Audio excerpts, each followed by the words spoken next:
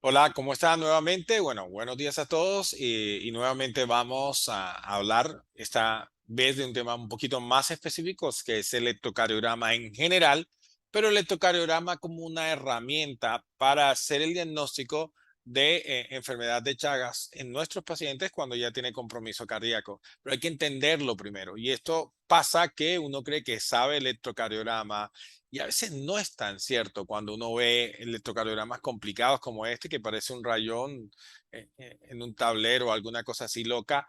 Eh, y yo tengo muchos estudiantes y inclusive muchos residentes que me dicen, no entiendo nada. Sí, esto es muy difícil de entender. Yo les digo, realmente no es tan difícil. Es mucho más fácil, pero la manera como nos enseñan el electrocardiograma no es la manera adecuada. Muchas veces solamente aprendemos electrocardiogramas, solamente vemos las ondas P, Q, R, S, T y no entendemos más nada ni cómo funciona el corazón. Y así definitivamente entender un electrocardiograma anormal es muy difícil. Solamente es una cuestión de memoria y esto no es lo ideal. ¿Quieres entender un ecocardiograma? Hay que entender el corazón y el corazón es una máquina increíble y perfecta. Yo le digo llama una máquina poderosa que nunca se detiene. Así que esto lo dice el Cantar de los Cantares. Dice, yo duermo, pero mi corazón vigila y es tal cual. En una vida promedio, un corazón normal latirá aproximadamente 4.800 veces por hora. 115.000 veces por día, casi 42 millones de veces al año. Y cuando esa vida termine, por allá a los 75, 80 años, de pronto más, un corazón de un ser humano normal habrá latido aproximadamente 4 billones de veces en una vida. No hay órgano que trabaje más, no hay órgano tan perfecto, porque el corazón en principio es un músculo que tiene una función vital, impulsar la sangre con suficiente fuerza y energía para que alcance otros órganos lejanos, pero es mucho más complejo que eso. Cuando uno lo ve por dentro, es una estructura perfecta de ciclos con 4 cámaras, 2 cavidades que se entrelazan en una danza de presiones y ciclos, donde la sangre pasa de una cavidad de mayor presión a una de menor presión, ¿sí? Y así de forma indefinida a través de válvulas que funcionan de forma unidireccional. Eso se llama ciclo cardíaco y dentro de ese ciclo cardíaco existe un sistema eléctrico perfecto con tiempos que define cada célula cuando se contrae, cuando el corazón funciona normal y en enfermedad de Chagas no funciona normal. Así que hay que entender lo que pasa en estos corazones. ¿Sí? Cada estímulo de cada célula del corazón del sistema cardionetor o el sistema eléctrico que lo domina lleva a una onda que puede ser medida en el electrocardiograma en normalidad y a este trazado que ustedes conocen bastante bien. Pero hay que entender exactamente qué es lo que pasa en la fisiología eléctrica, en este sistema de cables, el sistema cardionetor de células especializadas y sobre todo cómo se interrelaciona el ciclo del corazón con el electrocardiograma y con cada onda. Así que si ustedes disecaran este sistema, esto es lo que tendrían: una gran central que genera el estímulo, que es el nodo sinoatrial, y de pronto en la próxima cápsula les digo por qué son diferentes las células del nodo sinoatrial, y están el otro gran nodo, otra gran estación de servicio, que es el nodo atrioventricular o el nodo auriculoventricular, ¿cierto? Que separa la electricidad en las 2 cámaras y que tiene una función determinante y ahorita lo vamos a ver. Básicamente después de eso está las de His, que es exactamente la fibra gruesa que sale directamente del nodo auriculoventricular, que se divide en dos, el fascículo, la rama derecha de las de His y la rama izquierda que se divide a su vez en dos, ¿sí? Entonces, después de eso están las fibras de Purkinje. Entonces, si lo viéramos en el corazón, algo más o menos acá, así, ¿sí? Acá está el nodo sinusal con 3 tractos internodales, el anterior, el medio y el posterior, y una fibra adicional que va a la aurícula derecha, que es el haz de Bachmann. Después el nodo auriculoventricular, que es la estación donde se detiene el estímulo, donde hay un retraso fisiológico. Ahorita les voy a comentar por qué ese retraso fisiológico. En las de His y finalmente la división en la rama derecha y la rama izquierda, que se divide en dos. el fascículo antero superior izquierdo y el fascículo póstero inferior izquierdo, que son partes de la rama izquierda. Y ambos producen alteraciones cuando se bloquean electrocardiográficas clásicas que uno puede detectar en el electrocardiograma. Las células que están en la aurícula derecha, en el nodo sinusal, perdón, tienen una estímulo, una pendiente despolarización, una capacidad de polarizarse completamente diferente a las del resto del sistema de conducción, a pesar de que todas pueden ser automáticas. Las células del corazón en general, que no sean parte del sistema cardiorentor, no son automáticas y se despolarizan por un estímulo externo. Y eso es súper importante saber. Como la relación entre estas gradientes o diferencias de presiones en cada cavidad con el electrocardiograma, que es el que origina la estimulación de estas fibras para que produzcan la función a la que están determinadas. Si son células contráctiles, obviamente contracción. Y la relación con las ondas del ciclo es un tema absolutamente fascinante que hay que entender. Si entiendes el electro, entiendes el ciclo cardíaco y entiendes el por qué la alteración eléctrica produce cambios en enfermedad.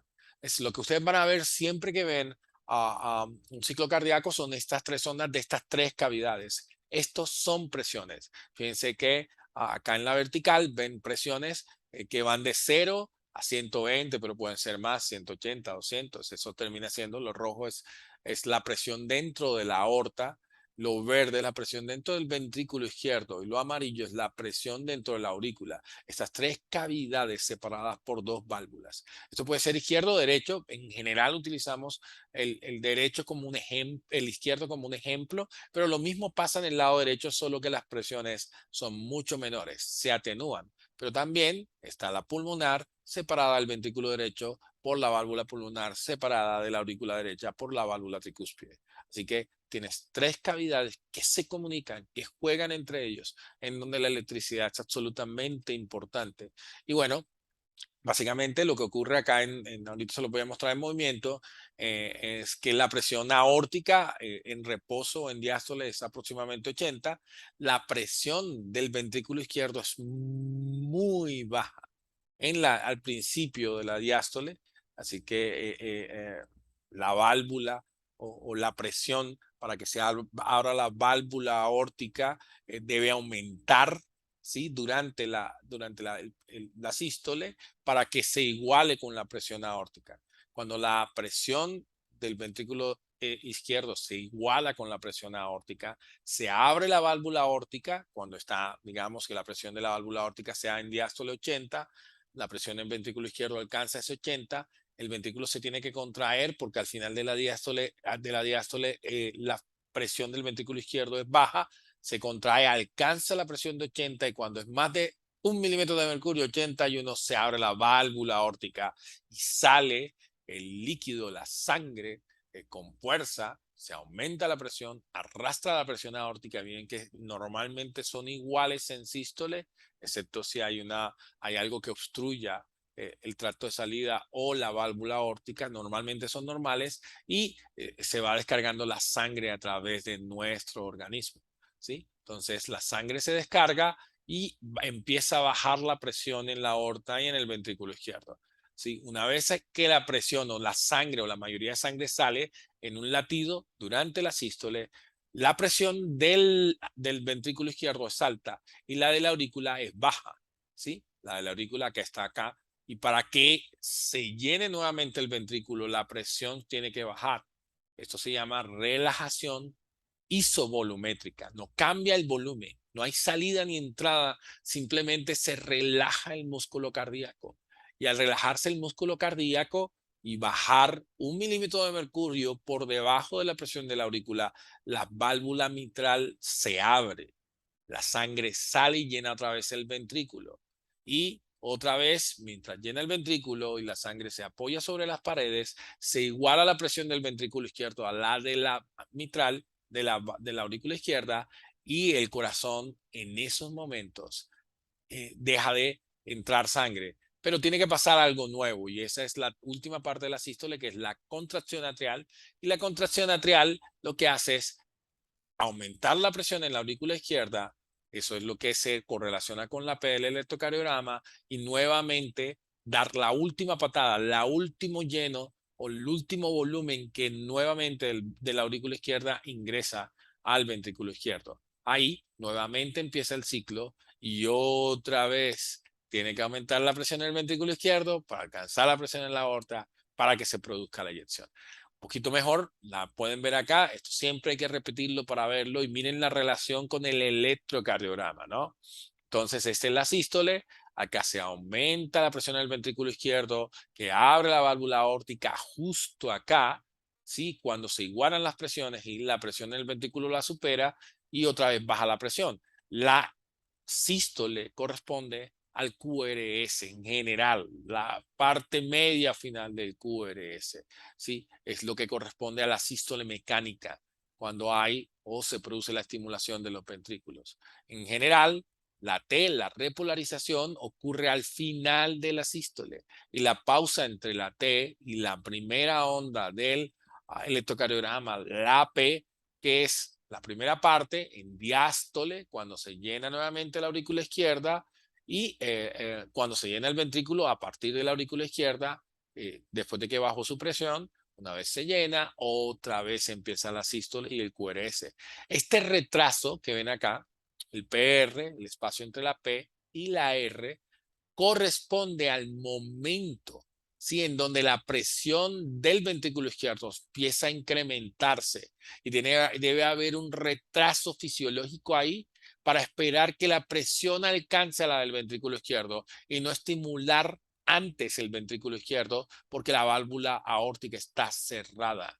Así que la sístole eléctrica ocurre a la parte, el 25% empezado el QRS, y es donde se abre la válvula aórtica y se produce la contracción. Así que tiene que ser un ciclo perfectamente sincronizado entre el electrocardiograma y el ventrículo izquierdo.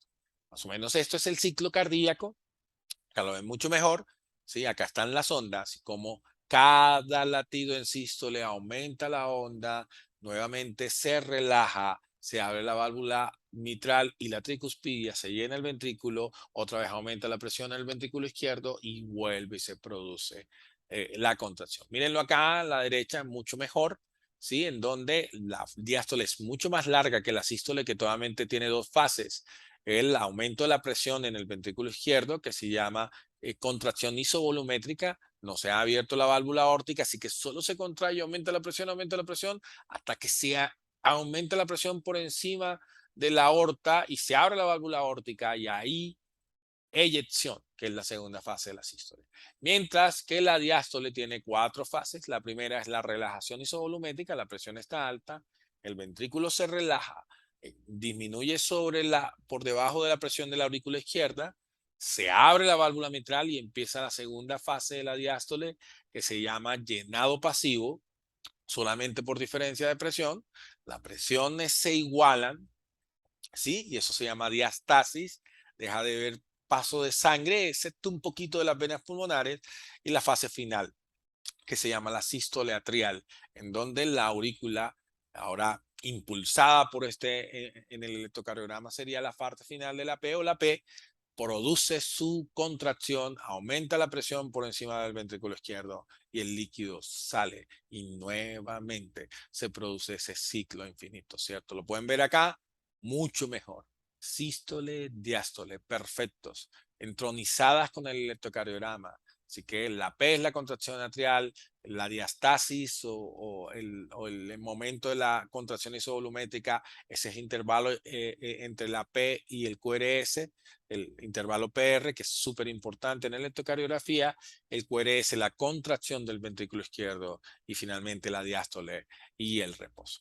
Así que quieren saber más sobre la fisiopatología del corazón, les voy a recomendar una página de la Sociedad Colombiana de Cardiología. Yo participé en este proyecto de 9 capítulos que pueden encontrar en la página de la sociedad, que explican de una manera didáctica cómo funciona el corazón y si entienden cómo funciona el corazón, primero van a pasar dos cosas. Se van a enamorar del corazón. No hay un órgano más perfecto. Yo estoy sesgado, lo sé, y soy un poquito subjetivo, pero el corazón es perfecto. Segundo, van a entender más la fisiopatología de cómo funciona cuando el corazón se daña, todo, sobre todo en pacientes con enfermedades de Chagas.